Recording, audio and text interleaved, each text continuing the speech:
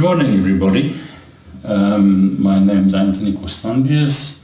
For those of you that have visited and watched my blog before, welcome back. For those of you that are visiting me for the first time, I hope that you find this meaningful and instructive. Today I'm going to chat a bit about the COVID-19 enforced homeschooling issue, which I suppose for some has been a blessing and for others have been a disaster. I think there's one important reason for that which stands out for me, and that is that if we wanted to be teachers, we would all have studied to be teachers. But of course that's not how the world works. Some of us are, like me, psychologists. Others are lawyers, secretaries, executives, CFOs, medical secretaries, bakers, you name it, they're all there. And with the coming of the lockdown, not only their private scenery changed in the way that they were allowed to pursue their career and generate income, which of course was a huge worry, but they've also been put in a position where they have to fulfill roles that they're not entirely equipped for at all.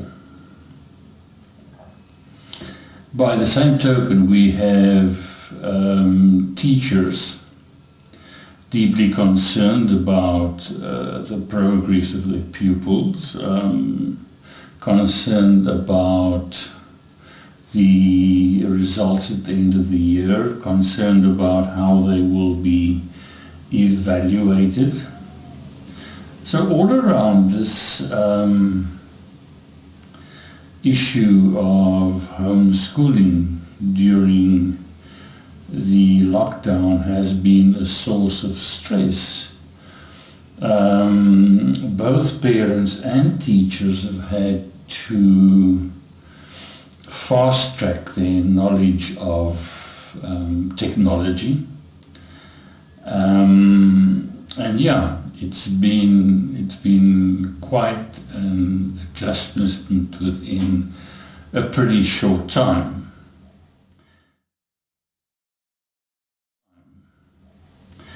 Now, for some of us, of course, this is a huge blessing because it's taken us out of our comfort zone, and forced us to learn new skills, which we will need for the future. But secondly, it's increased the burden in terms of higher stress levels, higher anxiety, and during the process of transition, lacking the tools to fully comprehend and manage the requirements set to them. For parents, it's been particularly difficult. As I've said, they're not all trained in this direction.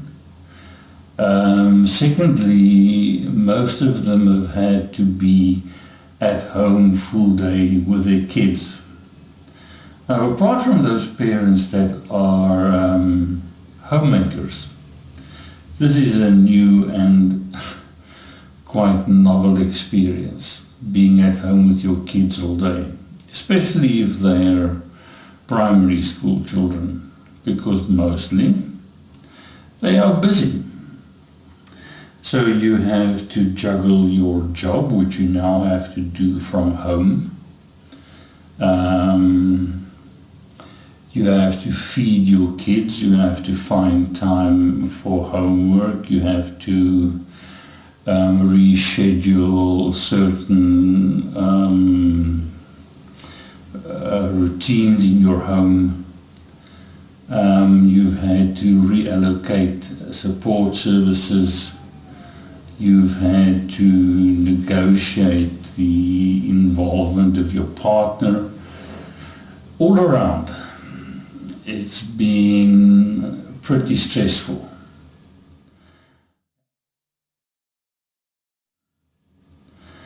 And again, there's a yin and a yang, because it's probably helped you to, excuse me, helps you to redefine your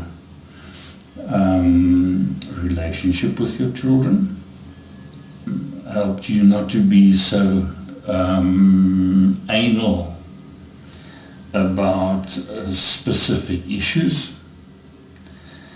But on the other hand, it could also have created a sense of helplessness and frustration, especially if you were struggling to gain the compliance of the child.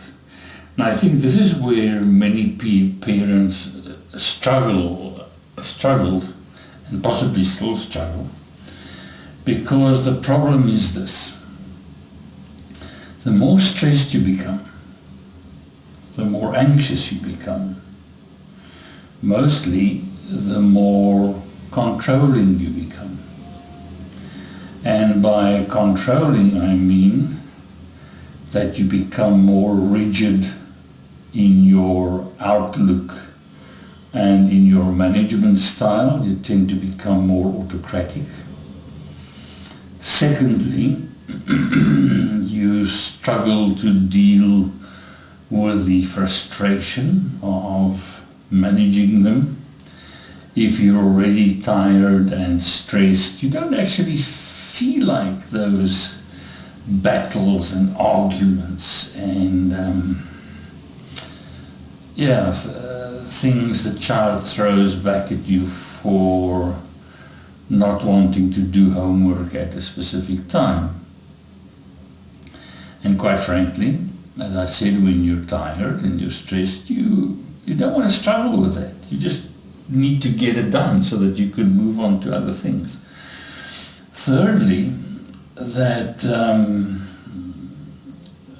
the more stressed you become, the more anxious you become, the more you may tend to judge yourself in terms of your value as a parent, your capability, your skills, and in some cases you may just feel pretty useless.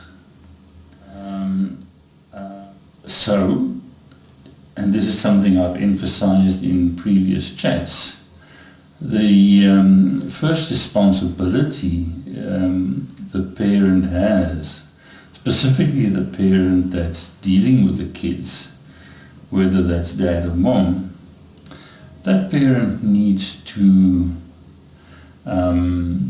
take care of his own emotional health so that you can stay in a more balanced emotional state. The more rigid you are, the more easily frustrated you are, the more you take things personally, the easier it will be to land up in power struggles with your child, which of course you will do. You will lose, or you may win, but at the expense of the relationship. And you may actually have some blowback from the child, who becomes increasingly resistant and non-compliant as they tend to just dig their heels in. So The only way we can avoid this very autocratic approach, in which we are ultimately devastated and feel helpless if we don't get our way, is to work really hard at bringing down our stress and anxiety levels so that we can approach this in a different way, have a different strategy.